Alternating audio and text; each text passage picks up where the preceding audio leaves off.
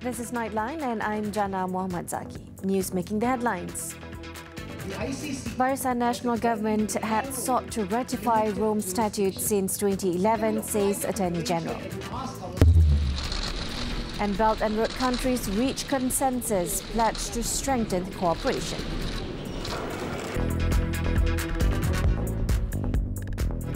The Second Belt and Road Forum for International Cooperation, BRF, came to a close on Saturday, with participating countries reaching a consensus to push for the realization of what has been called the project of the century. This outcome is especially important for Beijing, as the forum had been a means to convince the international community of its intention and the success of the project. BRF sought to solidify cooperation among Belt and Road participant countries, now 124 strong, as the ambitious scheme reaches its sixth year while facing numerous setbacks and international suspicion. At the end of a leaders' roundtable on Saturday at the Yangtze Lake International Conference Centre, a joint communique was issued to outline the roadmap forward for member countries and the political consensus reached. All participants agreed that the Belt and Road Initiative, BRI, presented an opportunity for prosperity and would work together to strengthen mechanisms of cooperation. Chinese President Xi Jinping concluded that the second BRF had been more substantive than the first in 2017. Prime Minister Tun Dr. Mahathir Mohamad attended the roundtable with 36 other world leaders, senior representatives from countries such as the United Kingdom and Japan, as well as United Nations Secretary-General Antonio Guterres and International Monetary Fund Managing Director Christine Lagarde. There is participation from more heads of governments this year, as only 29 attended the first BRF. Tun Dr. Mahathir on Friday expressed his thoughts both at the roundtable and during the opening of the forum. As the leader of a country that is central to the BRI, Tun Dr. Mahathir's views were keenly anticipated, as he was attending the forum immediately after successfully renegotiating the centerpiece of China's infrastructure push, the East Coast Rail Link ECRL project.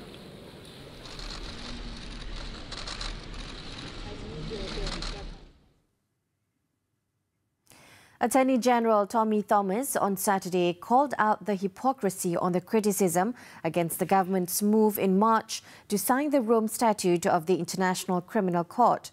Thomas pointed out that the previous Barisan National Government had itself decided that Malaysia would accept the international treaty that aims to end impunity on genocide, crimes against humanity, war crimes, and the crime of aggression.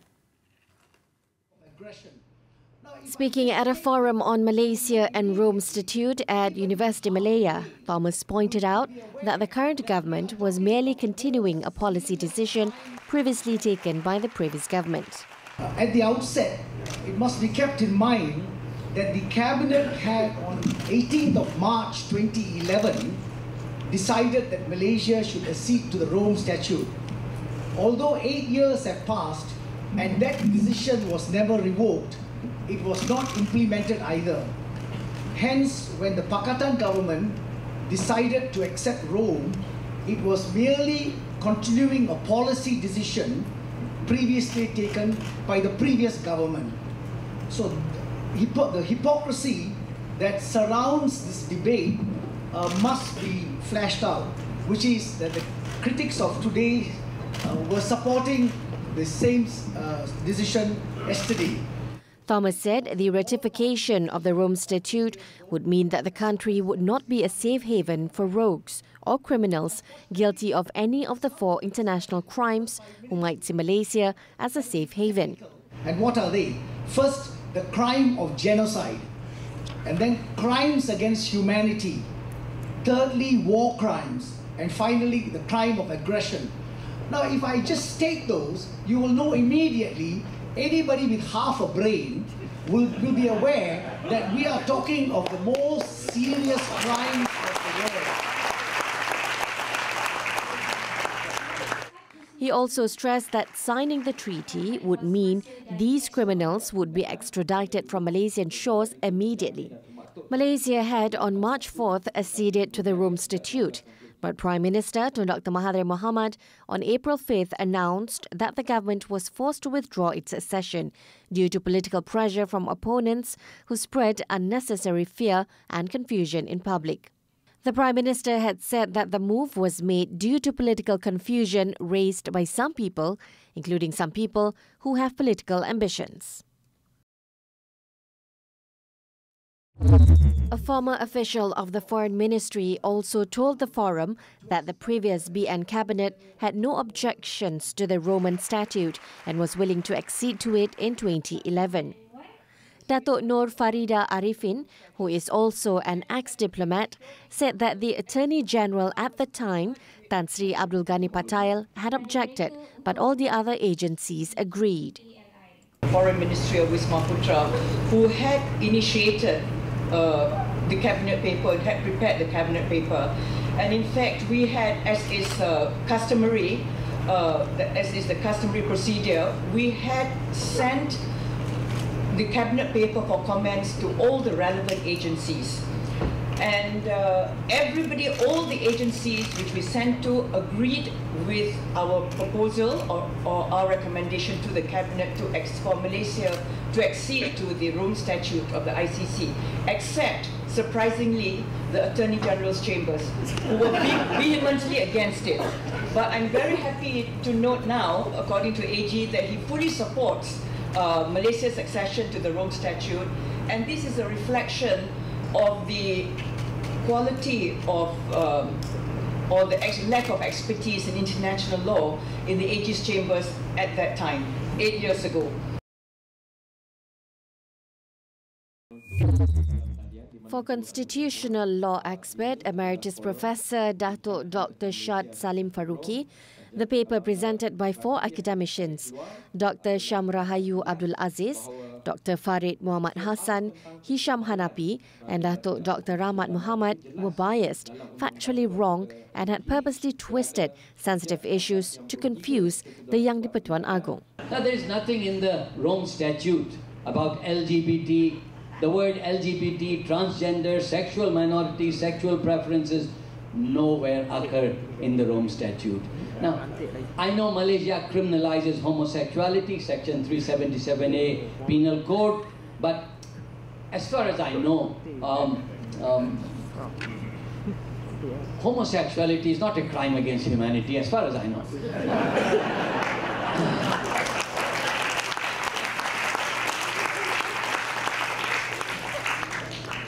The Article 7 of the Rome Statute deals with persecution, not prosecution, persecution against any identifiable group or collectivity on political, racial, national, ethnic, cultural, religious, gender or other grounds that are universally recognized as impermissible. And by the way, how does it define gender? It says very clearly, and the term gender is to refer to 2 sexes, male and female. This is what the statute says. Gender refers to 2 sexes, male and female. Also lambasting the 4 academicians were former student activist Ashik Ali Seti Alivi. He also urged for actions to be taken against the 4 for lying to the Yang di-Pertuan Agong. Dia katakan sexual orientation, prosecution against sexual orientation and gender and LGBT will be considered as a crime against humanity di dalam Rome Statute. Saya nak semua orang di sini balik buka Rome Statute. Ada tak perkataan sexual orientation? Orientasi seks. Ada atau tidak?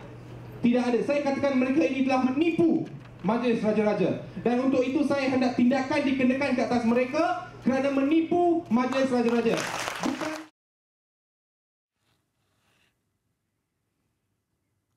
There is still a lot of time for the government to re-establish itself and improve its performance.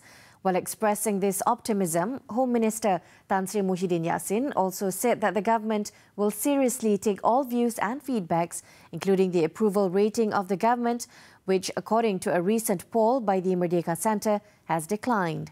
The minister, who is also Pakatan Harapan Deputy President, said the Prime Minister is expected to touch on this issue in his televised addresses to the nation on the eve of PH's first anniversary of the coalition's election win. The independent survey company said the government's approval rating was just at 39% in March 2019. It said the Prime Minister's performance in governing the country has also fallen to just 46%. Well, I generally feel the same because I do believe that we have not done well enough for reason that we also know and public also know. Well, we of course take note of that seriously. Whatever the Merdeka Centre has already established in their findings, and for us it's something that we have to not only take note of, we have to respond to those so-called perceptions or thoughts of some people about what the government is doing, what government has not been doing, fulfilling the manifesto. And we know that the rating is not that good. It's okay. There's still a lot of time for us to re-establish our position, improve our performance. And I do believe that Prime Minister will respond to this in his speech when he addressed the nation on the eve of 9th of May. So whatever it is, it's something that we take things seriously.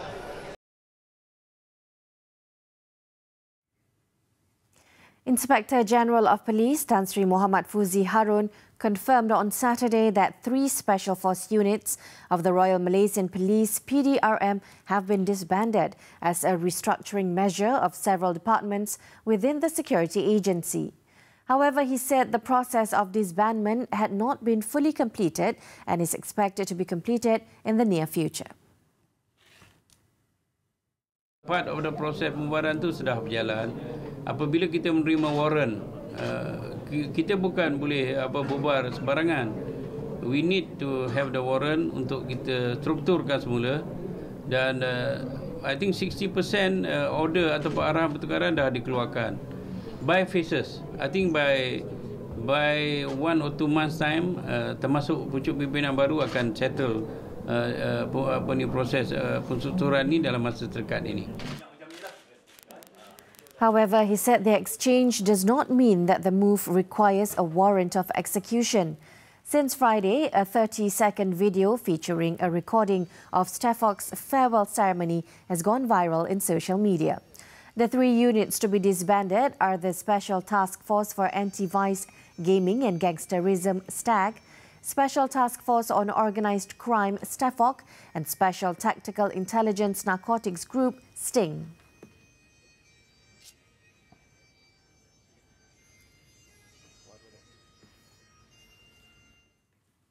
The Sandakan by-election will be a crowded affair with 5 candidates in the fray. Besides Pakatan Harapan (PH), the rest were Parti Bersatu Sabah (PBS) and 3 independent candidates. DAP's Vivian Wong will attempt to defend her late father's seat against PBS's Datuk Linda Sen, and 3 independent candidates, Hamzah Abdullah, Chia Siu Yong and Sulaiman Abdul Samad. PBS Vice President Datuk Sen, who is the former 2-term MP of the neighbouring Batu Sapi seat, which she had won in a by-election in 2010 after her husband and then-incumbent Edmund Chong was killed in a road accident. Of the independent candidates, Hamzah is the former state chief of Parti Amanah Negara and PAS. He also ran on the Amanah ticket for the Batu Sapi parliamentary seat in the election last year, but secured less than 1,000 votes. The youngest of the 3 independent candidates, Sulaiman, was a former administrative assistant of the late Sandakan MP, while Chia is a businessman. The Election Commission expects about 70% voter turnout, and the results will be known by 10 p.m. on May 11th.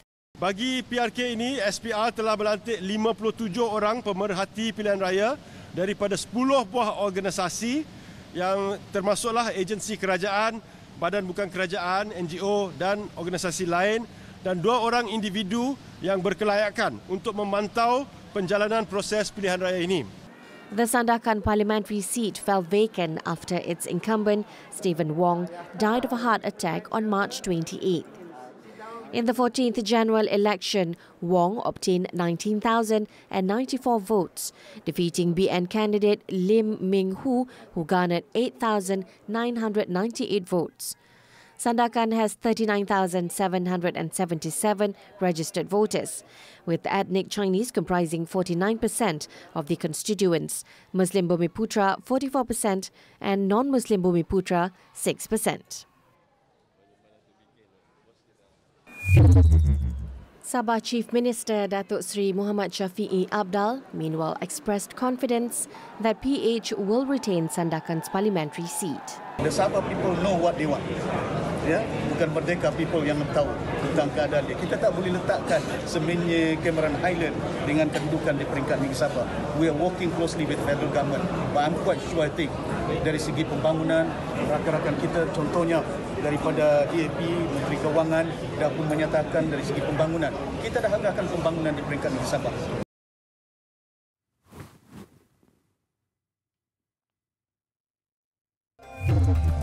In Perak, a high-powered motorcycle rider was killed after he was believed to have been dragged for some 13 kilometers in an accident at kilometers 272.8 of the North-South Expressway NSE northbound near the Menorah Tunnel in Ipoh on Saturday.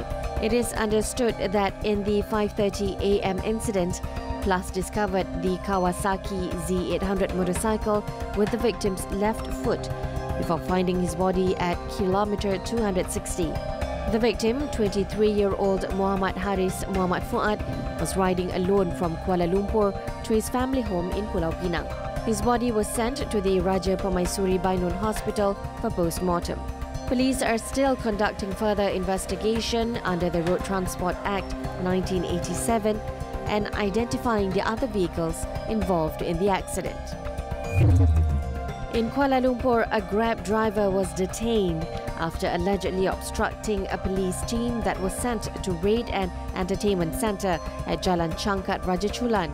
The incident happened when a vehicle suddenly stopped in front of the suite Vida Bukit Ceylon at Jalan Changkat Rajachulan at about 12:50 a.m. today. The 40-year-old driver refused to cooperate when asked to provide his MyCard for inspection. A female passenger then opened the vehicle's back door, hitting a policewoman who was coming from behind on a motorcycle. Acting Dang Wangi District Police Chief Superintendent Rudi Abdullah said the policewoman was thrown off her motorcycle and fell on the road, injuring her arms.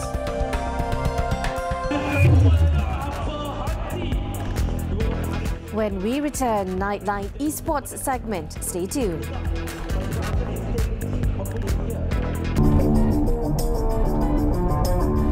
Catch the auto segment every Friday on Nightline.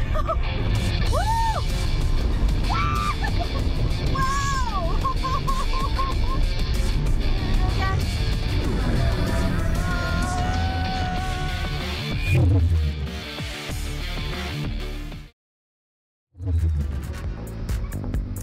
After the breather, Mozambique hit by second cyclone this season.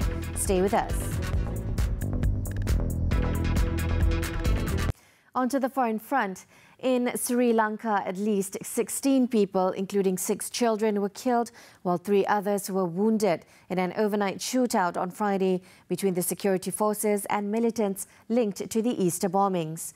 According to police spokesman Ruwan Gunasekara, 1 wounded suspect fled on a motorbike and another suspected terrorist could be on the run as well. The gun battle erupted on Friday when the militants opened fire during a raid on their house, believed to be their hideout near the eastern town of Kalmunai. 4 militants were among the dead after they had blown themselves up as security forces had cornered their house around midnight.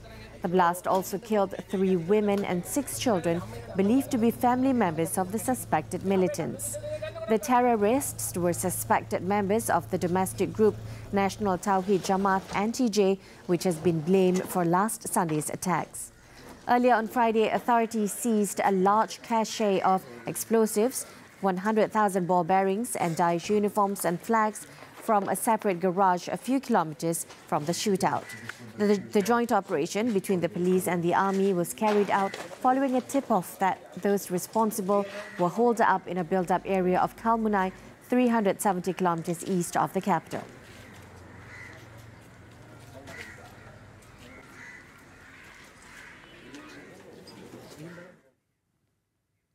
A powerful cyclone smashed into northern Mozambique, leaving 3 people dead on Friday, barely a month after a superstorm hit the center of the country, devastating the area and leaving hundreds dead.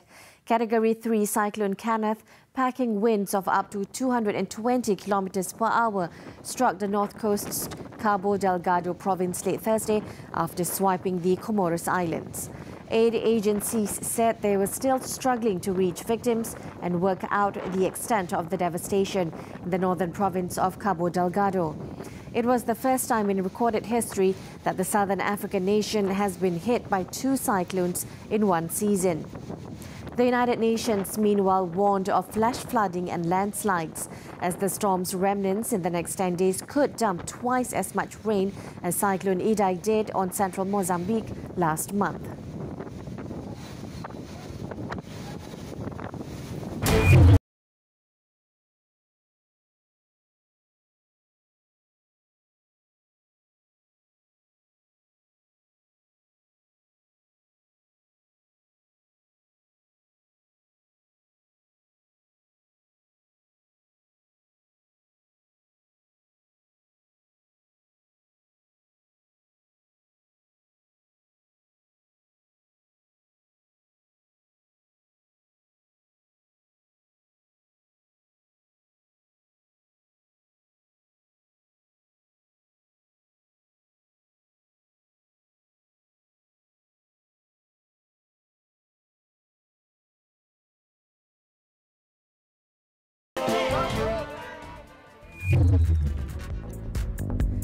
Action from the Super League. Don't go away.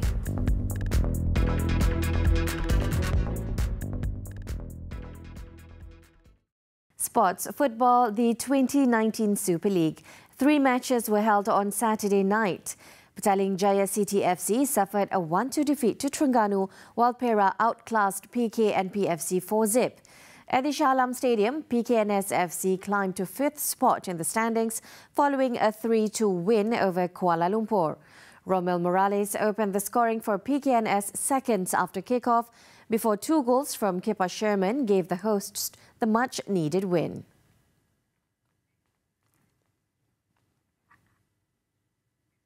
Now it's time for our esports segment, bringing you the latest esports news in Malaysia. XPAC's Kejohanan E-Sukan Campus, or KEG 2019, drew its curtains as the grand finals take place at the Sunway Pyramid Ice Skating Rink in Petaling Jaya, Selangor. The first ever campus esports tournament in Malaysia saw teams from various higher education institutions around the country competing for a total prize pool of 180,000 ringgit. Wan Izul Islam has the details.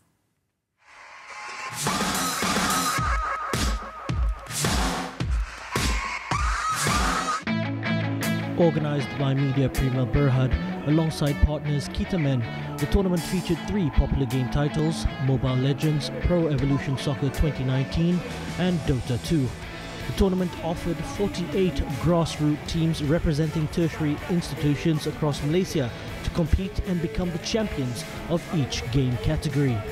We've seen grassroots player coming from university, which is exactly what we expect KEG to be, and we're really excited about that and really supporting the grassroots player in Malaysia. In addition to the prize pool, the institutions crowned as overall champions also received scholarships worth 50,000 ringgit, sponsored by Celcom XPACs, in line with their initiative to empower youth within esports. There's a lot of gamers on our network, so it gives us a chance to interact, especially with the youth. E-gaming is a great platform for us to have meaningful relationships with the youth, and the way we interact with them is a lot more meaningful. Several activities were also on display to help promote the concept of healthy gaming, for which the Malaysian Digital Economy Corporation, MDEC, supports through their various career opportunity programs. The other aspect of healthy gaming is also getting an awareness around all the careers that you can do out of gaming. Because remember, it's not just about playing the game, but it's also participating in the industry, also looking at different careers that can come out of this. So we're at MDEC are very excited to support this culture of healthy gaming. Team Ultra Instinct from University Kebangsaan Malaysia UKM became champions for Mobile Legends after defeating UMS Skal Esports in the finals. While Team E UKM FC beat Team GLHF from Unicel to earn first place in Pro Evolution Soccer 2019. The Dota 2 champions from IIUM Kuantan, Team KISA, against all odds defeated Team Gang Baskola from MMU Malacca to claim their gold. University Malaysia Sabah, UMS, were awarded overall champions of the tournament and took home scholarship winnings worth 25,000 ringgit. Wan Izul Islam for Nightline's esports segment, TV3. We've reached the end of Nightline this time around.